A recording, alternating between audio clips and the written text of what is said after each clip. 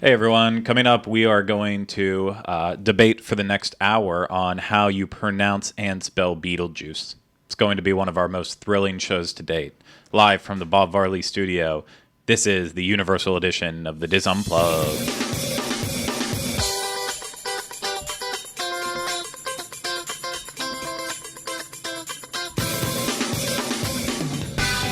This is episode 61 of the Diz Unplugged Universal Edition. The Diz Unplugged Universal Edition is brought to you by Dreams Unlimited Travel, experts at helping you plan the perfect vacation to Universal Orlando. Visit them on the web at www.dreamsunlimitedtravel.com. Hey everyone! Another show. Another day, another show. I am your host, Craig Williams, and today, along with me are a couple of cool cats. Cool. At least one. The one who is called Jenny Lynn Knopp, of course. Then back on the controls, our favorite, most, Mr.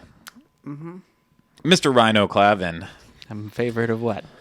I don't want to say Favorite sassy anything. pants. I want to Yeah. know someday. I could say lots of stuff to offend you, and I'm going to choose not to, and just say thank you for being here with us today. You're welcome. It means a lot that you decided to come here, considering it's your job. But yes, Yeah. thank you. So we've got a great episode today for you. We're not going to debate whether or not how you spell Beetlejuice and how you pronounce it. That was another one of those classic Craig humor moments that I'm so well known for. We are going to Wait. debate whether you should actually go see the show before it gets axed. Yeah, I know. We've been hearing it since, well, I think it was like after the second Hall of Fame episode. That's whenever the suggestion was made for Beetlejuice, and it took us such a long time, but we finally had time. So I guess I should say that starting off in the show. I know there was a little bit of words, especially ones that came from my mouth directly, that said this was going to be an email episode.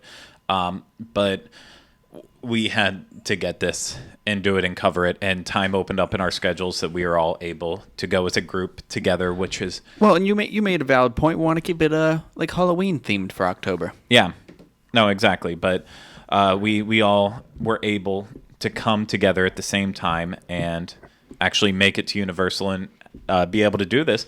So we finally did it. We decided not to waste and sit on it and forget anything about this show because, well, it's a show that you just don't want to forget ever. Well, there are some things that I would like to forget, but it's not it's not our show, No. This is a show that made me wonder if they could ever make a magic eraser for your brain. right? Like a Mr. Yeah, Mr. Clean. Mr. Clean magic eraser for the brain. Get up I don't on know inside about this. that. I'm just not quite sure, but we will have that coming up very, very soon here. But before that, of course, we're going to do a little bit of housekeeping. And we are going to cover just a few of those emails that you did send in the housekeeping. Really brief stuff that we feel like is, well, it's time relevant because a lot of it has to do with trips that are happening in the next week or two. And also on that side of the board, too, there's just some stuff that we can really get out quick that if we would do it during an email show, it'd be like, okay, 2 seconds later, we're done. So I'm going to throw it over to JL now because I'm still going to look for one more email that just completely disappeared on me. But Okay, yeah, you I go have ahead. one. I have one. Lisa Kramer wrote to me. And yeah, love Lisa. And she wanted to know if there was some sort of app that guests could use when they were in the park that would be able to tell them the wait times, something akin to what Disney has with it, My Disney Experience. Something that just kind of helps you out a little bit so you don't have to walk across the park to find out that something is that there's a line that's too long that you don't want to wait in. There is. Is there an app? There is an app, yeah. Okay, It's an official app, too. then go. You can answer the question. Oh, well, I'll look it up right now because I have it right here on my... Well, it's the Universal Orlando app. Yeah. There's... Yeah. That's it. Yeah. It's It tells the wait times. It tells you the description of the rides. It tells you heights and stuff like that. yeah, and I think on a show way back, it had to be last year whenever this app officially came out. It's been around for a while, but this app embarrasses the crap out of my Disney experience. First off, it's very user friendly. It's easy to read. The map's a lot nicer. It loads.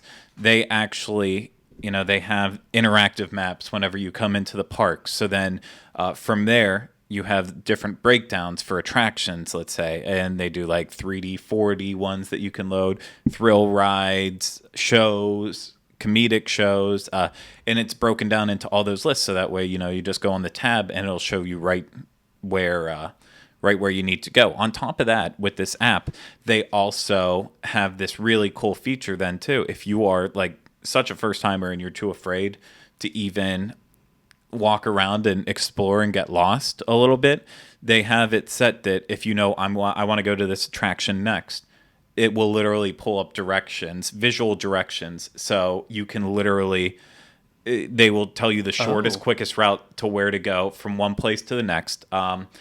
They do have the wait times and everything too, and it's updated virtually. This is the coolest part that I like about Sorry. it is you can set an alert. It tells you you can use the wait time reminder to alert you when your favorite attractions have shorter wait times. So if you're like, I don't want to ride it unless it goes down to like 30 minutes or something like that, it'll do that, and then the phone alerts you to that. That's really awesome. cool. Oh no, it's a really, really great app overall in general. Obviously, they don't have stuff like integration of being able to do restaurant reservations and stuff, because you don't need restaurant reservations at Universal. And for some of the restaurants like the Can Get Busy Cowfish, they had their own app that was doing it. But I mean, for the most part, even unless you're going on a holiday week to Universal, you never have to worry about waiting maybe more than 5 to 10 minutes to get into a restaurant in general ever. There always is plenty of room, unlike Disney, where Everything's never packed do out it and ever. you can't walk in. your and- vacation's almost planned around dining in general. But yes, the Universal Orlando app, it is absolutely fantastic. I highly recommend it. I use it it's not free. so much for the directions, but the wait times and is like Ryno said, be able to set the reminder feature. It's Yeah, a that's really cool. cool feature.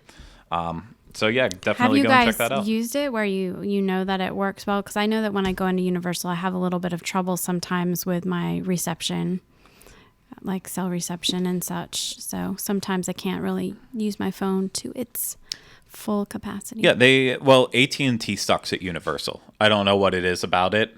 AT&T is just awful. It's completely awful. If you have Verizon, you will be absolutely 100% fine in Universal. It's like there's a tower in the middle of the park or something that just makes it better. But Isn't Comcast? they have something to do Xfinity with- Okay, I was just gonna Wi-Fi say. in the park that you can use for free.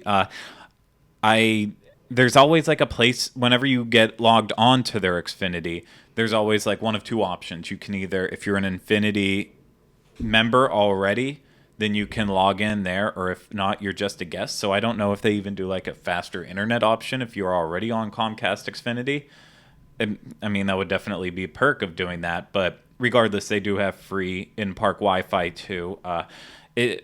For me, anytime I'm using a new device in there, it usually takes me 1 or 2 tries to get connected to their Wi-Fi.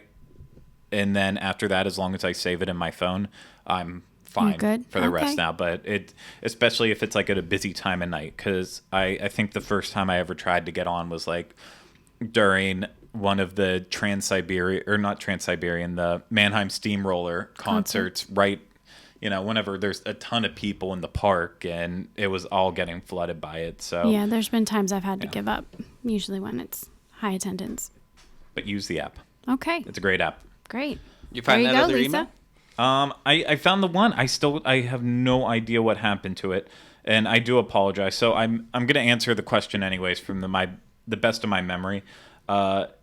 You as a listener wrote in, and maybe it wasn't on email, and that's why I completely forgot it. But you mentioned that you were doing Universal for 3 days. I believe you were staying at Cabana Bay, and you chose to stay at Cabana Bay because you'd rather have pay to have express passes for HHN instead of needing those express passes for the daytime. the rides, for and the attractions during the exactly. day. And along with that, one of the things you mentioned was that you were planning on doing Stay and Scream for Halloween Horror Nights, and we explained that at one point in time too. There's 4 different corrals set up all around the park. As long as you have a day ticket and then a Halloween Horror Nights ticket, you're able to take part of Stay and Scream.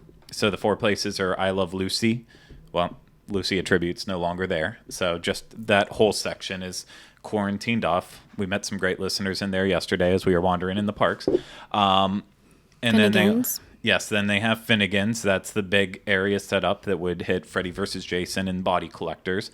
And then also you have Diagon Alley, and that has first access to Insidious. And then you have... Isn't it the store, Universal Store? No, then you have Springfield. Oh, okay. And that is going to put you first into Walking Dead or... The Purge, and then if you go into the Purge, you pop out in Insidious, and then you can hit that. It's a really great thing. I did it over the weekend with Finnegan's and did Freddy vs. Jason. Finally got through it after 4 weeks, not 4 weeks, but 4 times of trying. Whenever they had the wait times posted incorrectly, as I ranted about last week just a bit, and this was a breeze. Got in and out of Freddy vs. Jason in only 10 minutes. Because they also let you in a little early. Like that house opened up for us at 6 o'clock. So we basically got to go in by the time we were out, got in line and walked the long queue for Body Collectors. They started letting people in at 6:30 for that. So we knocked out 2 houses before people even really started getting let into the park. It's fantastic. Definitely do that. But yeah, the question was, will you be able to do more than 3 houses, the shows per night at HHN, even with stuff like Stay and Scream and Express? If you have Express for Halloween Horror Nights and you do Stay and Scream with that combination together, you are going to see everything and then probably have a chance to do a repeat or 2 if you're staying all the way till the end of the night. And I'm just talking about one night. If you have it for multiple nights, hopefully you like the houses and you like all the entertainment, because you're going to be seeing a lot of it. And there's not supposed to be any refunds at Universal, so don't even plan on trying to get your money back if you're bored and you've already done it all. But it's Halloween Horror Nights. How can you ever get bored with it? Right. No, everything's repeatable. Because it's a little bit different every time you go in. Sometimes you get scared in certain spots and not in others. I was just going to say, for me, it was like I went back through... and I was like, okay, I know this one really freaked me out the first time, so this time I'm going to challenge myself to kind of look more at the surroundings and so you can go through that extra time and get a lot more of like, oh, the production, how are they doing this? What do they do? You get that closer look because now you know what to expect, so it's a little less terrifying, but yeah. I was also going to say, because the Express Pass works for the attractions, you'll also be able to do... a lot of the attractions during Halloween Horror Nights. So maybe during the day, you might want to focus your time on Islands of Adventure. That's all I had to say. Okay. Because you're going to have plenty of time in the studios in the evenings. Exactly. So I want to then just jump into one more, and this is from Patty and Kevin, and they said, hey, we have some questions. If we're still interested in answering the question, I guess we are, since we are doing this. My husband and I will be visiting Universal for the first time next week. We have a 3-day park-to-park ticket for Thursday, Friday, Saturday. Oh, wait, this was the email I wanted to read. It was right in front of me. So we're answering this question for Patty and Kevin. I already answered your question. However, there was another part of your question. Wow, I feel stupid now. It's okay. We still love you. That happened. I'm glad it's you, not me. I guess I should have reread it because, well, my mind went to the bullet points that are actually in the question then further down because they had another part up there about it, but they said, what advice can we give middle-aged folk on how to best use touring time at Universal and Islands of Adventure? We are okay with most roller coasters as long as we don't go upside down. What intense roller coasters should we probably avoid? What attractions should we do to avoid the longest waits? If you're just fine with doing anything that doesn't go upside down, the only thing you have to avoid right now is Dragon Challenge. Right, because Hulk is down. Oh, Rip Ride Rocket. Rip Ride Rockit does not go upside down. It corkscrews. It does Yes, it does. It corkscrews, but it kind of stays. You don't do this? You don't go upside down. No, to- the way oh, that it maybe does I it, could do it's this like ride someday, then. what's the term for it? It's like some kind of, I want to say it's an inverted corkscrew, but I thought you do a barrel roll. That's why I was 100% sure you did that. It barrel doesn't roll go when you came upside down. down. yeah. Yeah, The track twists, Yeah. but you don't twist. Maybe I will do this someday. well, I did Dragon Challenge. yeah, so. you did that. Oh my gosh, we're running out of time for me to go do Barney as part of. I Completely forgot about that until right You're, now. you're, Yeah, we're my almost resolution. near the end of the year. Yeah. Yep. Okay, Shoot, get we're gonna on have to that, get over buddy. there. You know what? We should do a Kid Zone overview. We'll go experience all the stuff over there and be super creepy adults that are doing Yes. Oh. Let me wait till I get my mustache back in nice and full. nice. And Yeah. I go out and get a pair of aviators that are completely tinted out. Acid wash jeans. Yes. Bloody shirt. Yeah. Or I can bring my children and just pass them out. There'll be one for each of us, and then it will be less creepy. Bag of candy. That's your kid? No. Yeah, so the only thing that goes upside down right now is Dragon Challenge, and as long as you're good with simulators, then that's pretty much the rest of the park. So that's all you really have to worry about. But in terms of avoiding the longest waits, of course, get to Diagon Alley early in the morning and get a jump on using your extra time in the park, so that way you can get on Gringotts with very little wait, and then the same would go for over at Forbidden Journey. Try to get over there quickly, and if it's an unusually hot day, hit Jurassic Park as early in the morning as possible, as well as the other water rides. If you plan on doing those, if you hate water rides, don't even worry think about it. Then you will get soaked on these rides. And then the other part of their question, how intense is HHN going to be for us older folk, as it looks to be a younger crowd from all the videos we've seen? Any advice to approach this without getting overwhelmed? We have been to a haunted house since we were little kids, so this is all new to us. You would think that it's older folk in there. I would never say that, though. It's a very good mix of different age groups. The people we met, the people we met yesterday, they were like, I'd say probably, I don't know. Now I'm going to offend them if they're watching the show and they're not actually mid-30s. older than us. Okay, that's what I was going to say. And I'm not saying that they're older, but like it's not just like teenagers running around everywhere. Yeah. No, I think it's a varied group, and then for every teenager that comes in, they're probably not coming in alone. They're probably coming in with parents. Oh, yeah. Even if the parents aren't watching them or hovering over them, there's some around. So don't get overwhelmed just because you see young kids on videos. A lot of videos that get put up, including ones that we do, a lot of times we do get that 17, 18, 19-year-old girls that are screaming hysterically, because those are generally the one that the actors go off of and are amusing to put up online. That's true. It's always funny to watch someone get terrified. And in terms of getting overwhelmed, just constantly look out around you. Whenever you just zone in on one spot and you let people come in from which way around you, that's whenever you'll get that happens jumpy. to me the most. It always, there's a hand that comes down in front of my face, or somebody settles up right next to me and growls at me. You also do better if you walk on the sidewalks as opposed to in the middle of the streets. I think, not that you're going to be overlooked entirely, but I think in my experience, the characters tend to focus on the people walking in the middle of the streets, where if you're kind of on the fringe, on the sidewalks, they don't notice you quite as much. Mm-hmm. Also, when you're walking, just don't make eye contact, because when you do, they're trying to gauge whether you're scared or not scared.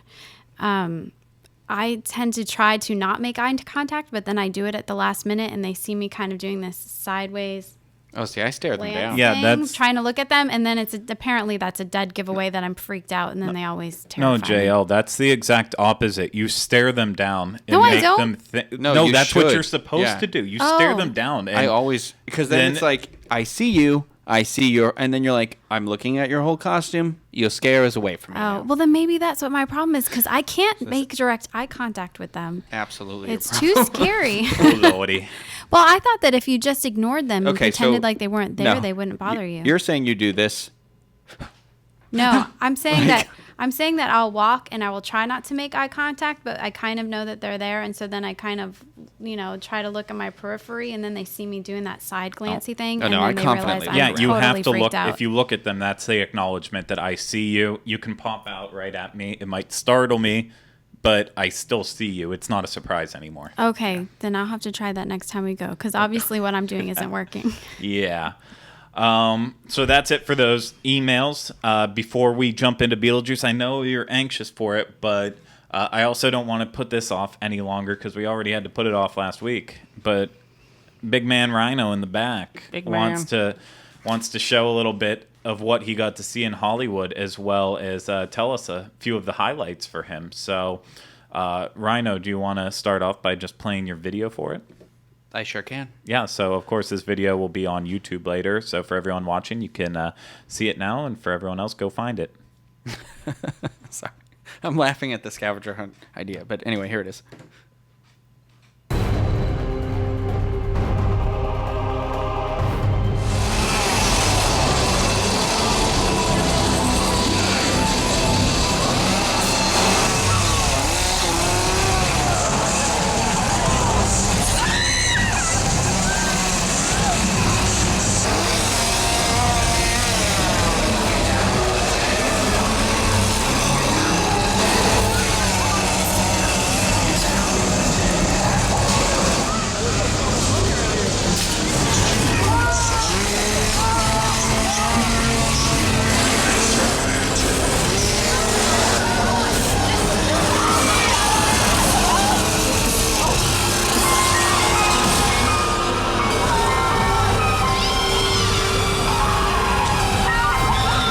Purge is on tonight. I am so sorry, ladies and gentlemen, but you're going to have to disembark the tram. Weapons of Class 4 and lower have been authorized for use during the purge. All weapons are restricted.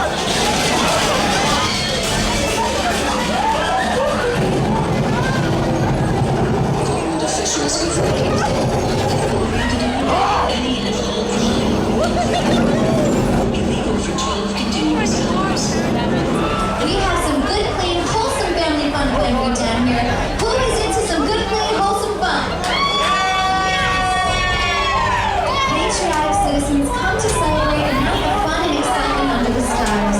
Here to tell you more about tonight's festivities is our official party planner. Take it away, Jill.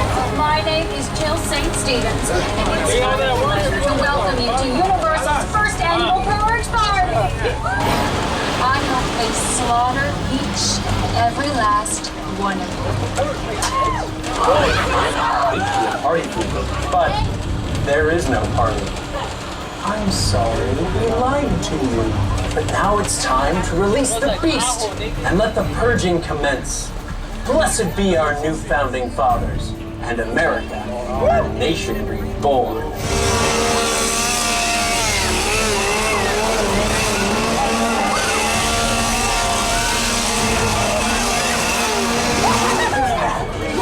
Let's make it $190,000. Thank you, Okay, kids, be sure to slice the knife away.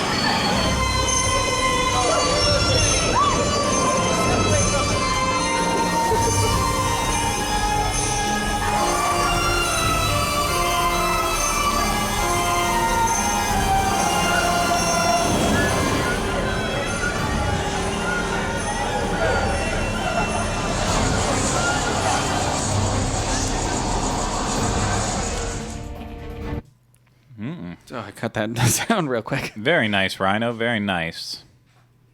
Thank you. Very nice. So, what do you think? What say you? It was. I'm glad I went. The Hollywood experience. It was something different. Like you can see when we're walking through the Purge scare zone. What I thought was really cool is like that's a set. That's their backlot. Yeah. So that's a set of some like TV show or movie that they've shot there. And then as much as I haven't seen the Purge yet, I have them like I'm gonna watch it.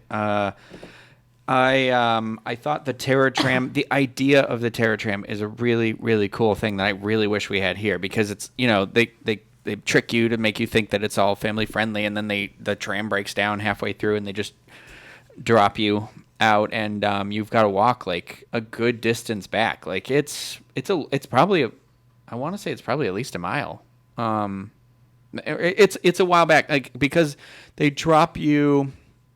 I mean, you walk all through where the tram tour goes, so you get to walk right up to the Psycho house. So I got to take my picture with Norman Bates because he was out on the porch there, and that was cool. It was a nice little break in the middle of the Purge where I was like, oh, nobody's trying to kill me, and of course, then Norman Bates is right there. But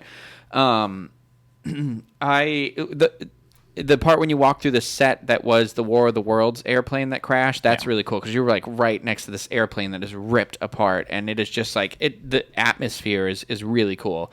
I would have really liked to kind of see what The Walking Dead would have looked like here. I think that sort of a walk definitely would have done The Walking Dead justice. You did that last year though, right? Yeah, I did that last year. It was definitely a highlight, one of the coolest parts. However, at the same time too, like with zombies, I feel like it needs to be hordes of zombies. Lots of was it? No. Lots of condensed. No, it was I mean, some sections, they had a lot of like SWAT people swatting down zombies and then zombies here and there. But zombies to me are most threatening whenever there's the big groups. Whenever there's one by themselves, that's the one that can outrun you. That's the one that gets the knife in the head. But whenever it's a big group, that's whenever you get eaten alive. So so I thought the Purge fit really well in that theme, and it was interesting because they had the Purge scare zone too, so they kind of doubled up on it.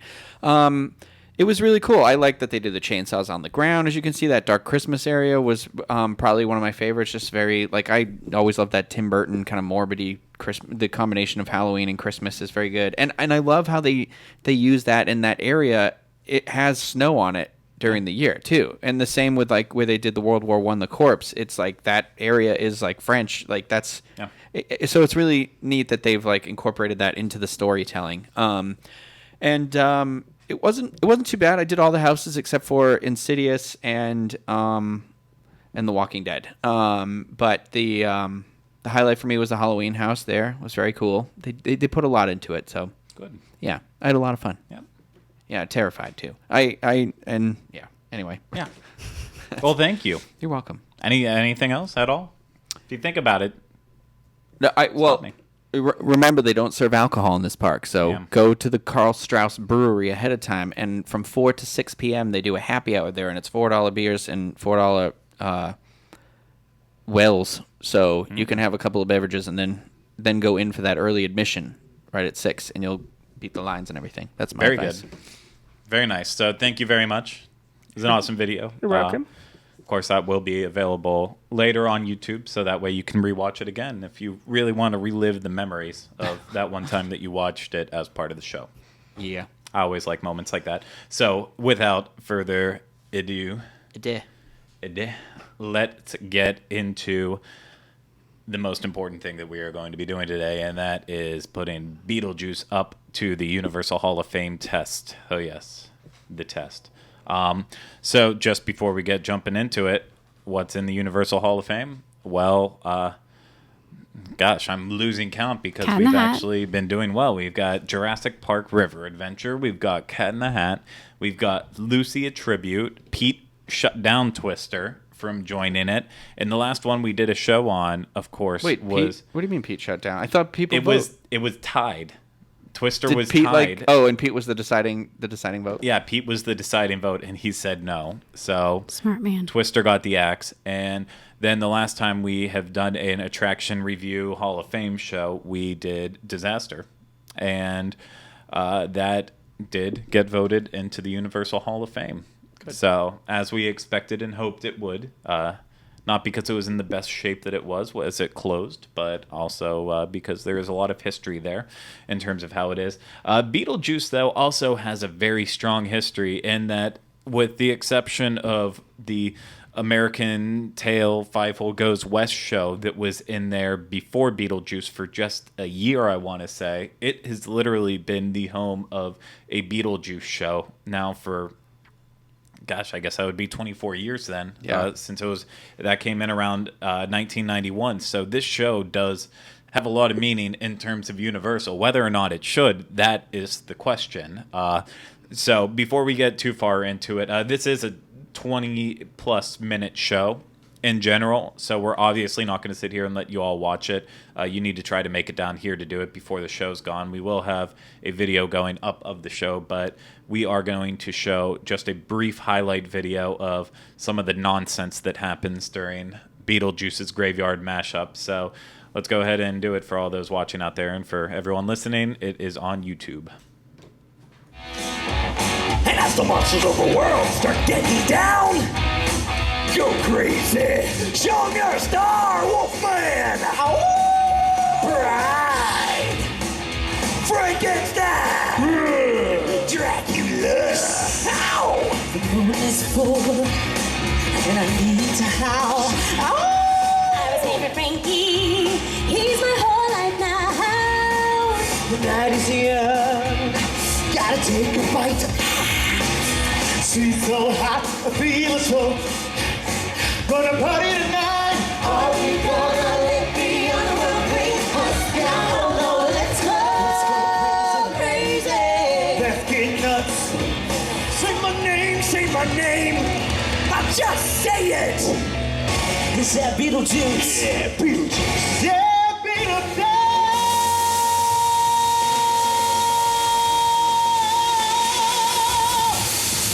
It's showtime. Yeah!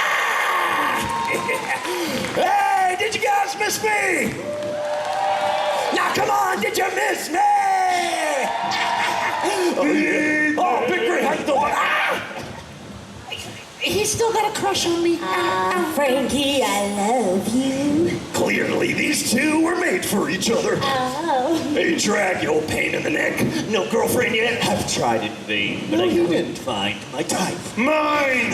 That sucks. Hey, Wolfie, how's it going? Yeah, whatever. Well, kids, your favorite bioexorcist, Nathan, has returned to Universal Studios for a bioannual Graveyard Mashup. It's gonna be a real monster smash-up, yeah. Now introducing a real daddy's girl. She knows her way around the turntables. She's a phantom that needs no opera. Fantasia! Sweet dreams are made of these. Who am I to disagree? I travel the world and the seven seas. Everybody's looking for something. Oh, I'll get it. Probably my order of Ghoul Scout cookies. Whoa! Satisfaction guaranteed, or double your mummy back. Hey, Cleo. Hey, girl. Can we get a sarcophagus? No. I'll build paintings on the tomb. They do the same dance, don't you know? If you move too well, falling down like a domino. From a taxi to look up, I said, well.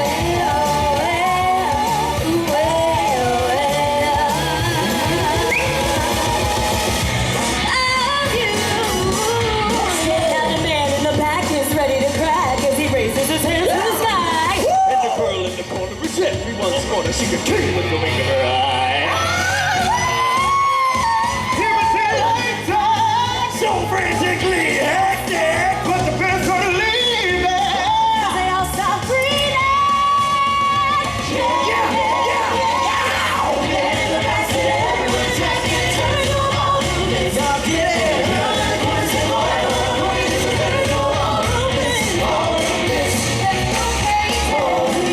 Let's go crazy. Go crazy.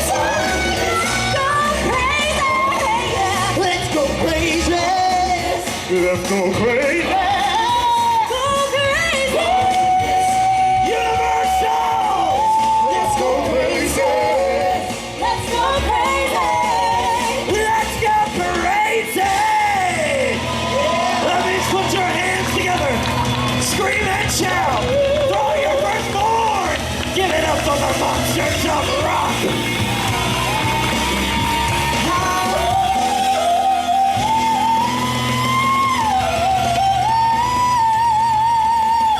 Take me home! Beetlejuice!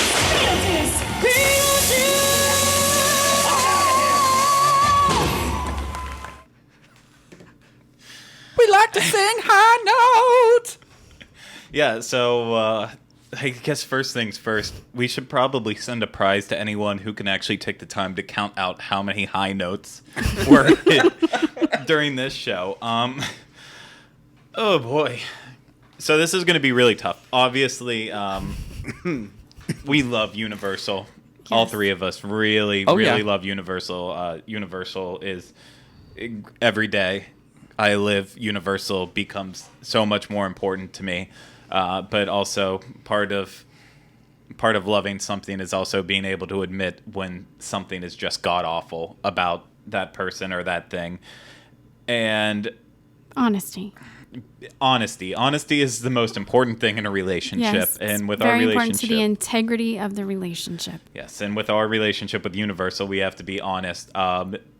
This is one of the attractions that made my So Bad It's Bad list way back when, and I put a year of time in between Beetlejuice back then, whenever I first did it, and this show, and then now, and oh my God, it is still so freaking awful. I wanted to like this show. I went in there with the idea that I was going to like it. I knew that you had already kind of had a bad opinion of it, but in general, I like singing. I like dancing.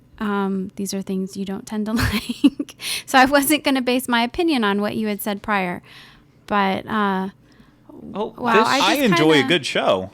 I just wish that we could erase that experience. This show show, that show yesterday was like the High School Musical kids had been roofied and taken advantage of by the monsters at Universal Hollywood, and this was the result.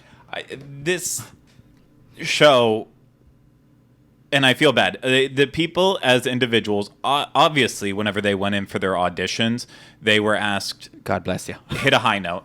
Don't sing like 2 bars for us. Just sing one high note. Just give me a good scream in note. Yeah, do your best, like Freddie Mercury, go for the highest note you can possibly hit, or Christina Aguilera, just go riff it all the way through. Yeah, just do that, and if we think you can hit it, then you will get it, and then we will not quit it.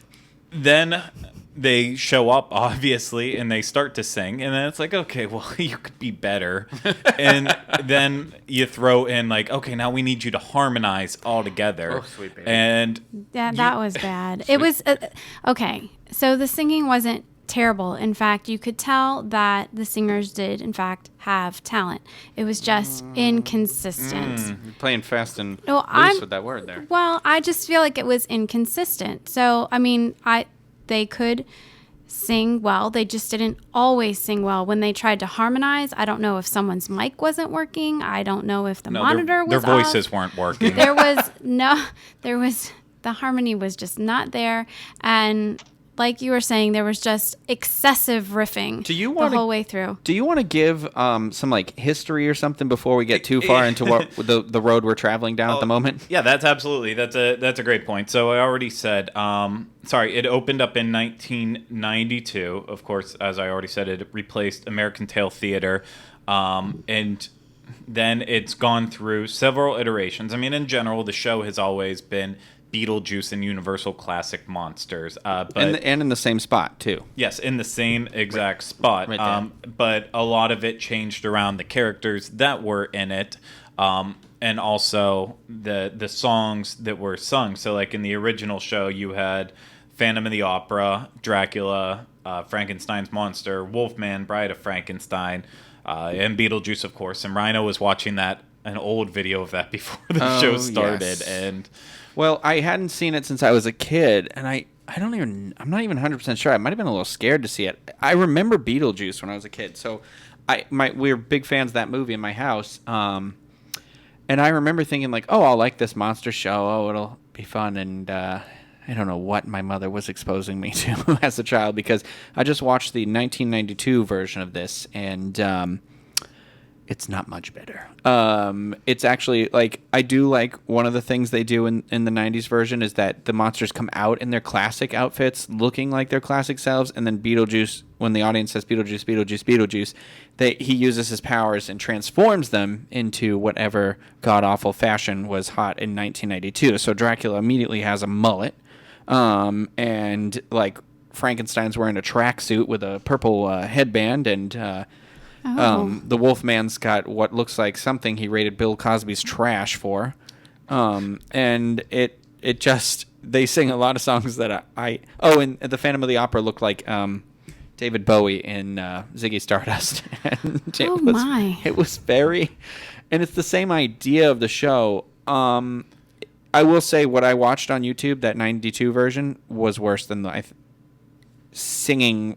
Production-wise, I think was suffering a little more than this one was. And so that original version ran from 92 to 2002. And it's also important to note in all this that Beetlejuice's Graveyard Review, Rock and Roll Graveyard Review, all that, it's not just, this hasn't been an Orlando only thing. This show also ran in Hollywood and still runs in Japan. So here's where things get crazy. In Hollywood, that first version ran from 92 to 95. So they already realized by 1995, 3 years later, that something needed to change, whereas Orlando went for 10 years. We wanted to keep that fashion alive as long as possible. So then they had a second version of the show that came out. It finally, of course, as I said, it came to Orlando in 2002, and this show ran until 2006.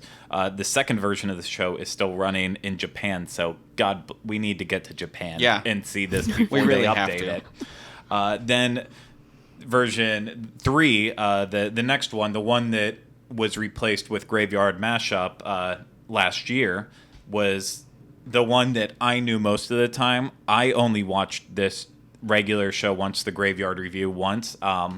It was never my thing, because a lot of at this point in time, I was still working at Universal, and it was like clockwork. Every time we would get off, this show was happening. It was kind of like right at the end of the show. So I remember constantly hearing "Hey Ya," and then "You Shook Me All Night Long," which was like the big closing to this thing. And it was just always like, I always related that with trying to get out of Universal, leave for the day. That's your get out of Dodge song. So it's like, every time I hear that, I just want to bolt and get out of there.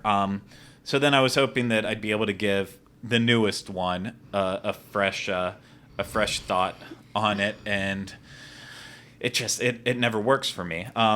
With the characters, I think that's just because it doesn't work. No, it doesn't work at all. I mean, not just for you. Yeah. Well, I asked you a question before we got started on this while we were watching the video. I asked what year did Beetlejuice come out in, because I couldn't remember if it was like 91 or apparently it's 1988. And I think this show was the attempt at Universal being like, we had this really popular movie with this very charismatic character that we want to bring our classic monsters to a stage show, and let's kind of force feed Beetlejuice as being like one of our classic monsters now too. So it's kind of like, I think they were trying to be like, look, Beetlejuice, we had a successful thing, you know what I mean? And like mashing it all together.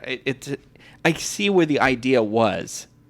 Yeah, there's a solid idea behind it, but then it just doesn't work. So for this version of the show, some of the characters are a little bit warped. Phantom of the Opera is not in it. Instead, we get the Phantom of the Opera's daughter. Yeah, we get treated to this She's jam. not a thing. Fantasia, Booberella. That's basically, besides her quality of being able to hit a high note, the only other thing that she has is... She looks like a dark version of something that came out of Candyland. The game. She's what the hookers in Candyland look like. Well, I said a dark version. Yeah, I mean, let's not try to church it up a little bit. Let's be honest about it. No, the only way she can get better is if we're honest with her. That's a lollipop prostitute right there. Sorry. He took it there. Maybe I went too far. He did. Okay. We'll see. It's the oldest profession. So you have Fantasia, and then as you heard in the video, then right after Fantasia spins around and makes her appearance, we get Cleopatra. I don't have a picture of her. I don't want a picture of her on here. She was by far the worst person in the cast.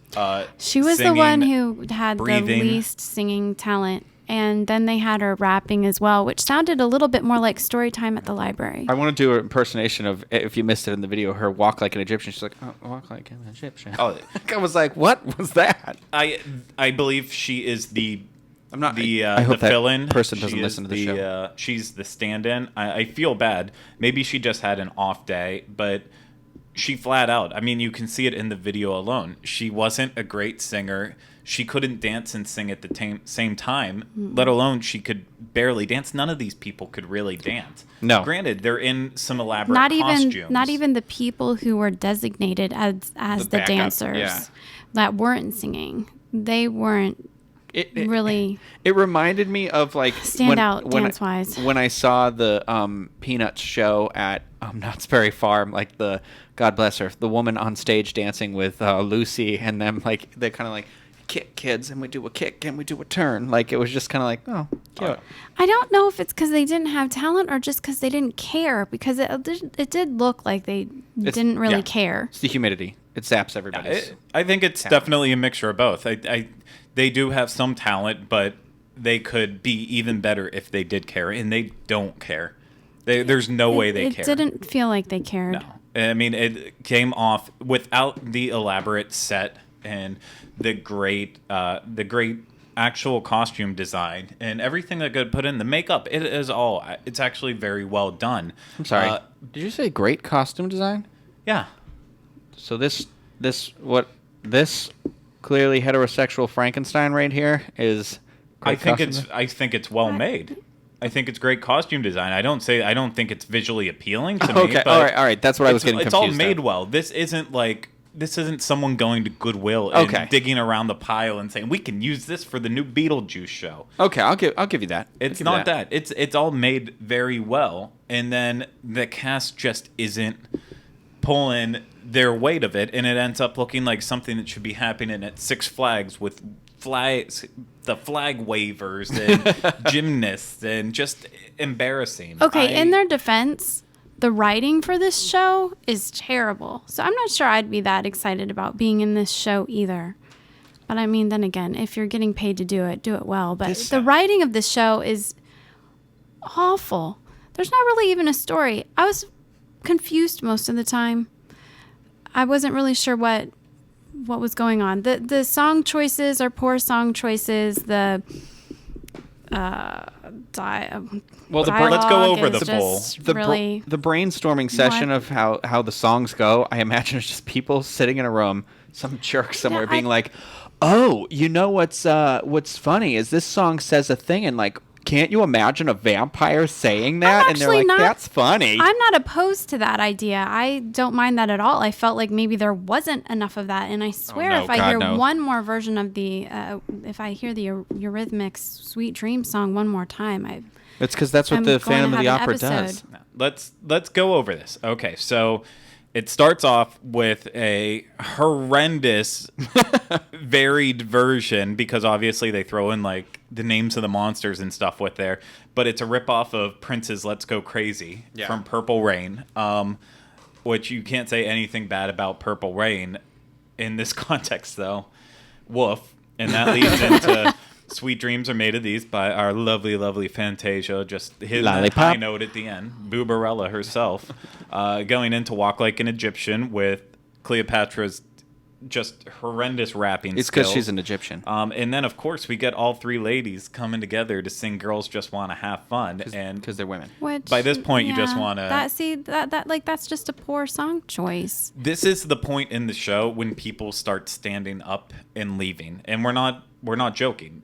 We were like, please stop walking. I won't say a quarter of the audience left. I would maybe say there was at least 20 to 30 people in our small crowd of maybe 200 that left. Mm-hmm. That's a significant amount of people that walked out during the show. And that usually happened did happen right around there. And if they didn't, well, it just got worse because then it goes into Dr. Feelgood with a mashup of "Welcome to the Jungle." Which Ryno was very pissed off about this. It made no sense to me that the Wolfman sings "Welcome to the Jungle." 'Cause Thank you. I'm just, I thought like, the same thing. The Wolfman is not from the freaking jungle. No, and he's from the forest. there are so many songs that have wolf in the lyrics and in the title, and like there's a Florence and the Machine song called Howl. There's like Hey There Little Red Riding Hood. Like there's so many, like I'm sure there could have been a better choice than Welcome to the Jungle. Amen. But it's rockin'. Ay, God. It's awesome. Well, we shouldn't have come a knocking. Well, but here's where they hit the nail on the head, and you have Frankenstein singing "Feed My Frankenstein." Okay. Yeah. Which, was to be expected. Come on. but yeah. So then How could they not? it goes into this really weird bit where they don't actually play full songs, but like one of the highlights is like they start playing "What Does the Fox Say," which was great whenever the show originally Yeah, I debuted, was like, oh, but this- it's already 5 years ago. Outdated. It's already outdated. And then Universal has some kind of obsession with The with Kardashians. Nene right now, and the Kardashians. There was we saw two different Different shows shows, yesterday. they- Both mentioned the Kardashians, Yeah. and they mentioned the Kardashians at Halloween Horror Nights and the Bill and Ted. I'm Yeah. not even on my camera because I'm so upset about how much they're just feeding the monster. yeah. Yeah, that and then more outdated jokes. Like they made a reference to Robin Thicke's performance at the VMAs and that striped suit that he wore. I don't think that a lot of people either they didn't understand it or they didn't care anymore because it's outdated, it's irrelevant. That's Nobody cares about blurred lines in Robin Thicke's outfit. Yeah, those anymore. are the types of improvised jokes that should not be in the solid script. Right. That's when you say, Beetlejuice, you're obviously a great actor. You obviously have comedic timing. That's why you can do this.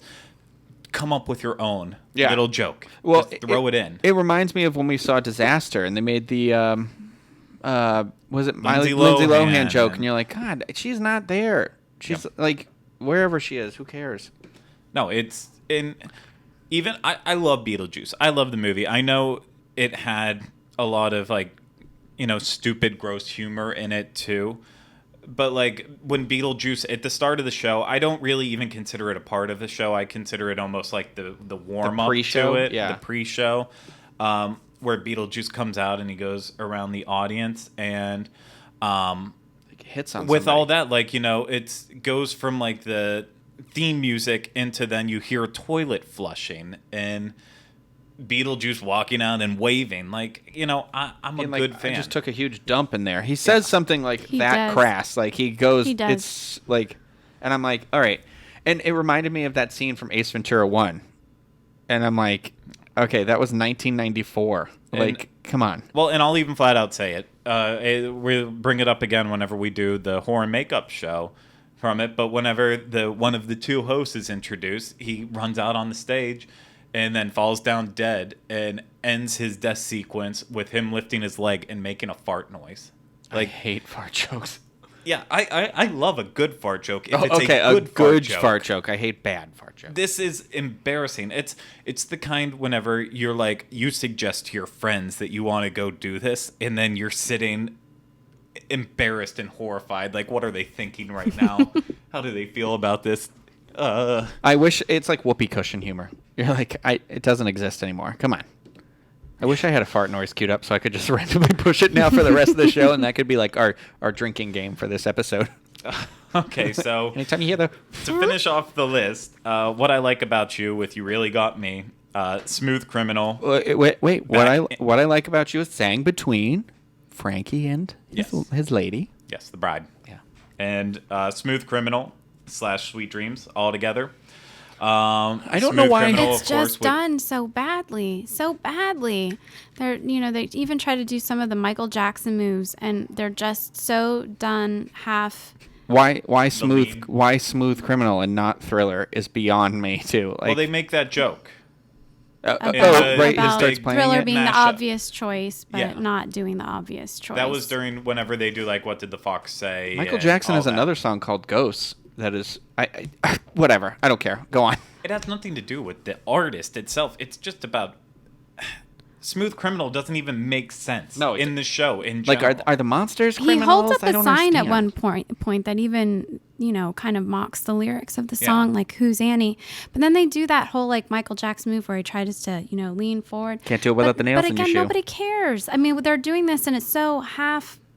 I have to think of a new word because I'm about to say a bad word, but just there, it's so half done. I'll say that. That's And where my problem just comes don't do it into at all. this song. I feel like one of the people in the cast was like, "Hey, look at me, I'm leaning forward." And they're like, I'm leaning forward. "You've got it, I'm Craig. forward We're adding that in the We show." could do Smooth Criminal because I'm doing the move. I'm doing it. It's like, no. And then the show, as you saw in the video, it ends in ballroom blitz, and It's because the man in the back. this is by the point that we were jumping over the bleachers, just leaving the cameras there, hoping no one would steal them. We'd come back for them later. Ballroom Blitz. And that just makes me think of Wayne's World. I never understand why people use these really like songs from iconic moments and things and try and be like I mean, isn't Wayne's World a Universal movie? No, it's not. It's Paramount. Sorry. Yeah. Anyway, that's just me though. I just was obsessively watching that movie as a kid. Yeah. I don't know. So- It just didn't make a lot of sense. It was a bunch of monsters jumped out onto the stage. Some of them weren't even classic monsters. They were made up people. Jumped out on the stage, sang inconsistently, did a little bit of interpretive dance. We're not really sure why they were there together, but they were, and then they went away. There's just nothing that can fix Beetlejuice's graveyard mashup.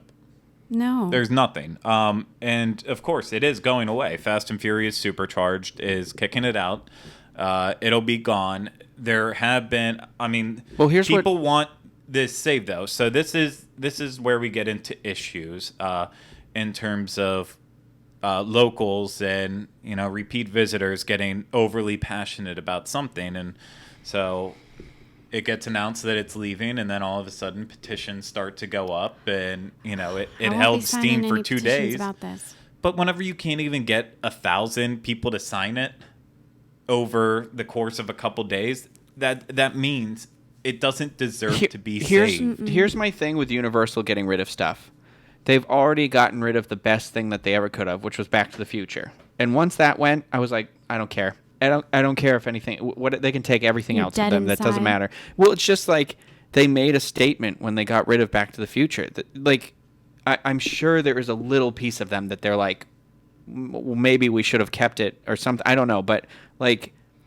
Granted, Springfield is a beautiful area of that park, and they've done a really good job. But initially, I was like, "This is stupid that they got rid of it." But it's progress. There's no land. There's nowhere to go, and they've got to make stuff fresh. And that's how I feel. Here's the I don't thing know. that makes me sad about Beetlejuice. I feel like it could be something cool, like a classic monsters hyperspace hoopla or something like that. I love hyperspace hoopla.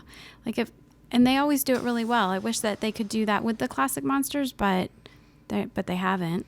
I And prefer it's terrible the way it is. I prefer Hyperspace Hoopla to not having anything at all, like they essentially did whenever they axed it. Yeah. That being said, I never made it a must-do thing because, again, that I was one of loved those it. things that It makes a mockery of what you like. I felt. Oh, I loved it. I loved hyperspace hoopla, but if that's what this show is trying to be, it fails. You know that's miserably. why Disney got rid of it, right? They didn't care when it wasn't their property. Now it's their property, and it's basically a show that's making fun of the property. So that's why they're like, it's yes, it is funny to see stormtroopers dancing and Princess Leia and Amidala and whatever they're Chewbacca. singing their girls just want to have fun. Like that's funny, but it's a mockery of what it is. That's not what it is, And I almost feel like that's what this show does to the classic monsters. Whereas Whatevs, it was popular, or at least Hyperspace Hoopla was. Everyone loved it. People would wait for hours to see it. That is Okay. not the case with this show. Well, let me finish my thought. And so my hope is that they take them out of this show, maybe throw them into like the horror makeup show where they belong or something like that. I don't want them to not acknowledge classic monsters or Beetlejuice, but I don't want to see them singing and dancing in this weird thing that they're doing. I want to see them celebrate the history of what they are. Ryno, you made a good point, bringing up Back to the Future. And you say that was the first time that Universal showed they were serious about making changes and progress. in order to make something better in their parks. I'll even disagree with that and take it a step further.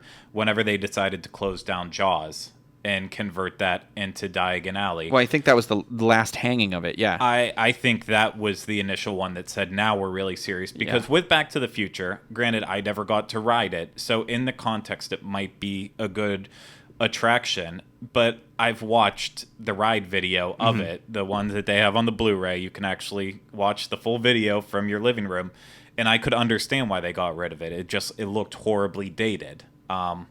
And although it was, but again, that could have been something updated. But we're on the same page. So. It could have. I think Jaws was the big step in it, and getting rid of that. And this is where I start to get really annoyed and ranty in a way. But anyone who attaches themselves too seriously to any attraction out there is insane, because at some point in time, every attraction is going to hit the point where it just needs to go. And I feel like Universal fans are far more accepting than people who are like huge Disney fanboys and girls, like the people who were crying over Mulch, Sweat, and Shears going away, or the people burning down Hollywood studios because Hyperspace Hoopla didn't come back.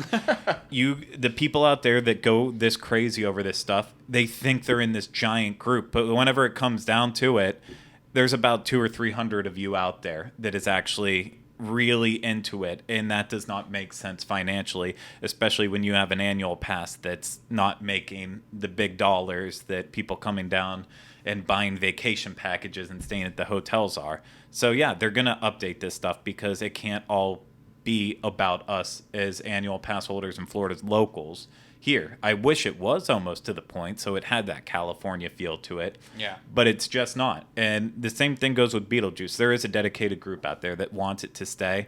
It's a garbage show. And if you can't admit I feel it... like that's misguided. Yeah, if you can't admit that it is a garbage show, then you need to start learning the steps of acceptance, because it is awful. It shouldn't go to Fear Factor. It shouldn't go anywhere else. It should close down, and people should be able to keep their warm memories of it. And that is all. So let's get on with the actual voting. Our personal votes, which obviously don't count unless we go on the boards and vote for it to be in the Hall of Fame. I am an absolute no. I wish I could forget this show faster than old age or heavy drinking could let me to do so. But I just can't. So yeah, no, I'm done. Anyone else? Or you want to remain silent? It's the same. I mean, no. No, and no again. There's nothing about this that would move me to say yes at all.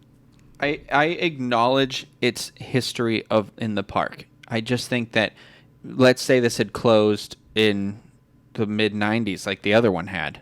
Like, would this be something it'd be like, oh, remember that time the Ninja Turtles used to come out at Hollywood Studios? Or when it was called MGM? Like, it's just a small group of people would have remembered it.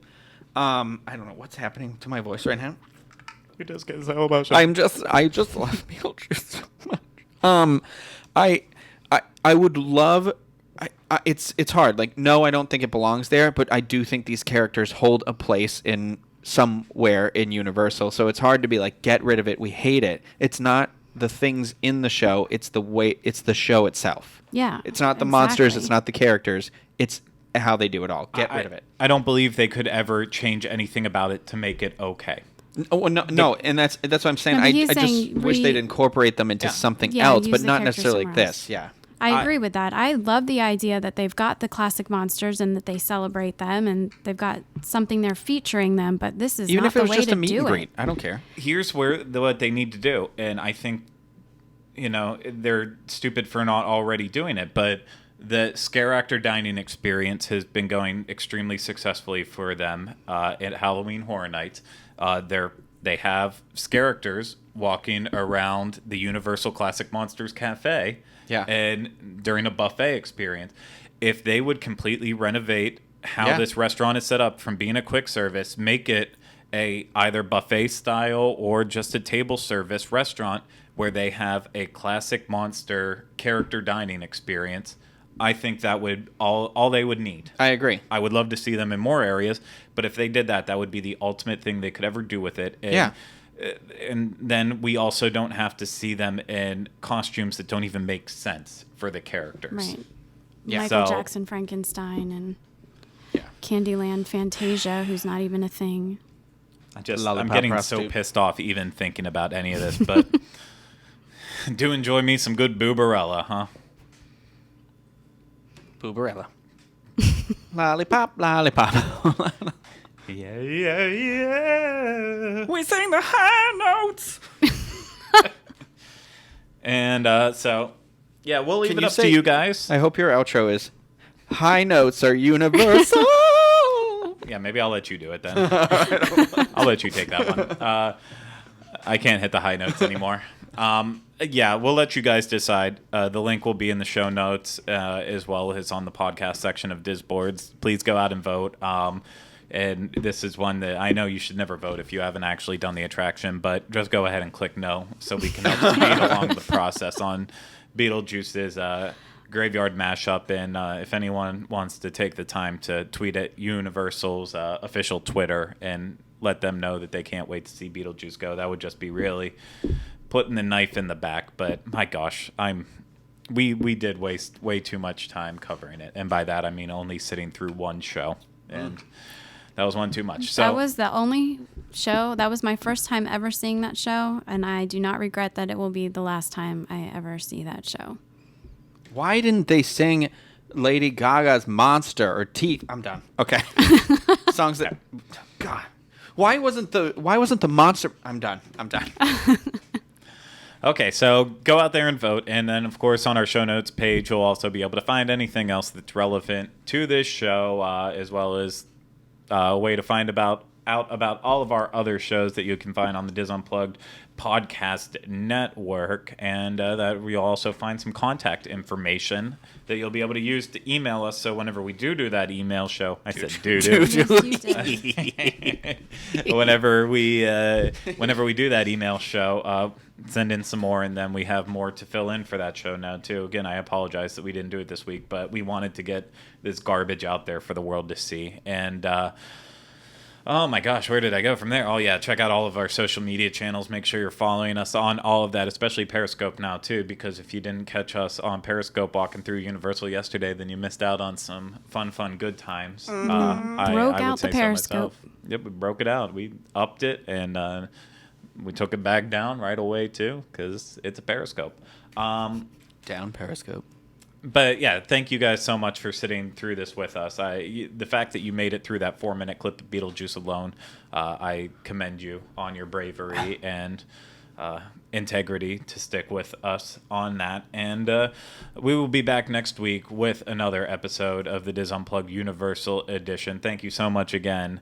And I'm gonna push the button. yeah, you probably should have already. Well, I was waiting for you to go. Cue the music, maestro.